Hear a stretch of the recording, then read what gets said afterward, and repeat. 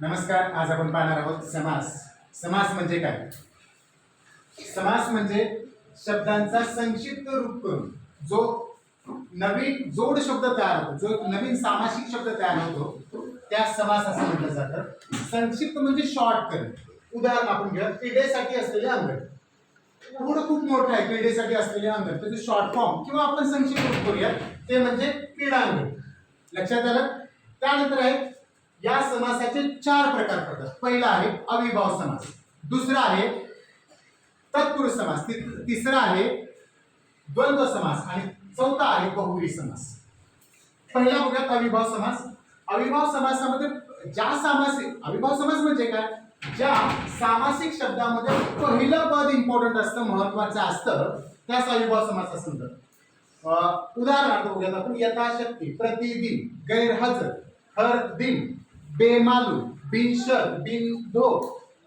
त्यानंतर द्विरुक्तीहून होणारे शब्द पण या अविभाव समासाचेच असतात. उदाहरण सालोसाल, पदोपदी, घरोघरी, रानोरान, पावलोपावली, क्षणोक्षणी. हे सर्व अविभाव समासाचेच उदाहरण आहेत. दुसरा प्रकार आहे तत्पुरुष समास. तत्पुरुष समास म्हणजे काय? ज्या सामासिक शब्दामध्ये दुसरे पद महत्वाचे असते त्याला तत्पुरुष समास असे म्हणतात. त्याचे काही 9 प्रकार पडतात. आपण आता 8वीच्या सिलेबस मध्ये ते 6 दिलेले आहेत, ते आपण बघूयात आता. पहिला आहे विभक्ती तत्पुरुष समास. विभक्ती तुम्हाला झाले, समासामध्ये विभक्ती असतात, 8 विभक्ती असतात वगैरे वगैरे. आपण पाहिले त्याच्यातला आहे तोंडपाठ. त्याची आपण विग्रह करूयात. विग्रह माहिती तुम्हाला, त्याची कोड करूयात. तोंडाने पाठ, त्याला तोंडपाठ. क्रीडांगण, क्रीडेसाठी असलेले अंगण. राजवाडा, राजा चा वाडा. षष्टी, हे विभक्तीचं झालं, विभक्ती तत्पुरुष समास. त्यानंतर नय तत्पुरुष समास. नय तत्पुरुष समासामध्ये बघूयात आपण. त्याच्यामध्ये अमर, अचल, नापसंत, नावड हे नय तत्पुरुष समासाचे उदाहरण झाले. कर्मधारय समास, याच्यामध्ये एक विशेषण असतं, एक नाम असतं. फॉर एक्झाम्पल रक्तचंदन म्हणजे रक्तासारखे चंदन. त्यानंतर बघूयात आपण कमलनयन, कमलासारखे नयन. भवसागर, नंतर विद्याधन, इच्छाशक्ती, हे सगळे कर्मधारयाचे उदाहरण. नंतर आहे द्विगु समास. द्विगु समासामध्ये संख्याचा बोध होतो, जसे की त्रिभुवन, पंचवटी, त्यानंतर आपण नवरात्र, हे द्विगु तत्पुरुष समासाचे उदाहरण. मध्यम पदलोपी. मध्यम पदलोपी तत्पुरुष समास म्हणजे काय?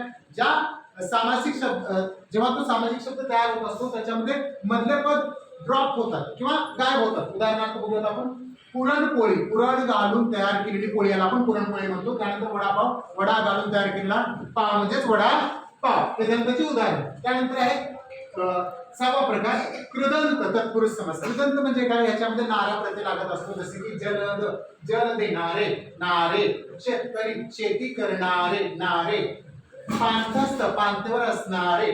वारकरी, वारी करणारे, नारा प्रत्यय आपण बघितला आपण. आणि शेवटचा आहे, शेवट म्हणजे थर्ड, शेवट दुसरा प्रकार द्वंद्व समास. द्वंद्व म्हणजे पहिलं व दुसरं पद महत्वाचं असतं. ज्या सामासिक शब्दामध्ये पहिला पद व दुसरा पद महत्वाचं असतं त्याला द्वंद्व समास असं म्हणलं जातं. द्वंद्व समासाची उदाहरणं बघूयात आपण. आई वडील, आई पण महत्वाचे, वडील पण महत्वाचे, म्हणून आई वडील. राम लक्ष्मण, राम पण महत्वाचा, लक्ष्मण पण महत्वाचा आहे.